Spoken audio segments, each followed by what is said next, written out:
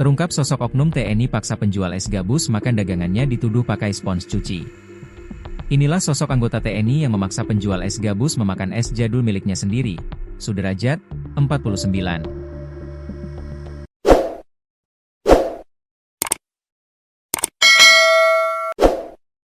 Kini oknum TNI tersebut dikabarkan minta maaf atas perilakunya terhadap Sudrajat yang videonya viral di jejaring akun media sosial.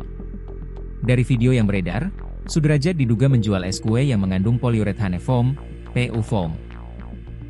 Bahan yang dikenal sebagai material busa kasur maupun spons untuk mencuci. Adapun anggota TNI yang menuduh dan memaksa pedagang es gabus memakan jualan miliknya bernama Heri. Heri merupakan Babinsa Kelurahan Utan Panjang, Kemayoran. Dalam aksinya yang viral menuduh Sudrajat, anggota TNI ini bersama Babin Kamtipmas Kelurahan Kampung Rawa, Johar Baru, Jakarta Pusat, Aibtu Ikhwan Mulyadi. Kini keduanya muncul menyampaikan permintaan maafnya.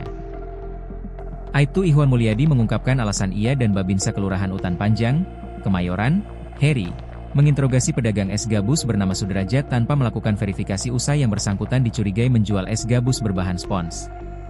Dalam sebuah video permintaan maaf yang dibagikan Humas Polres Metro Jakarta Pusat, Selasa, 27 Januari 2026. Ikhwan mengatakan bahwa tindakannya tersebut merupakan bentuk respons cepat terhadap laporan masyarakat yang khawatir adanya dugaan makanan berbahaya beredar di lingkungan mereka.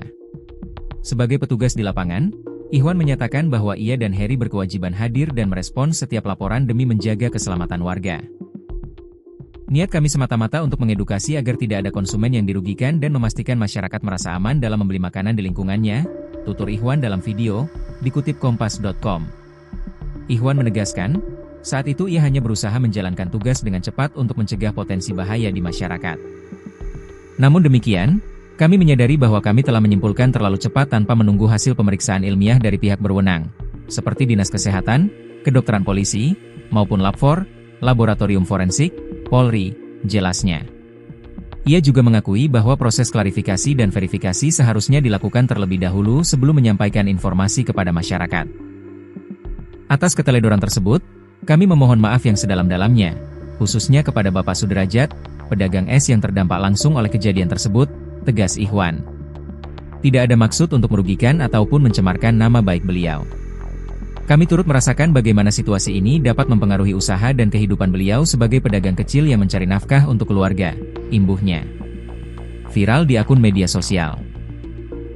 Sebelumnya, Ikhwan dan Heri viral di media sosial karena memberikan keterangan soal es gabus yang dijual Sudrajat tanpa melakukan verifikasi.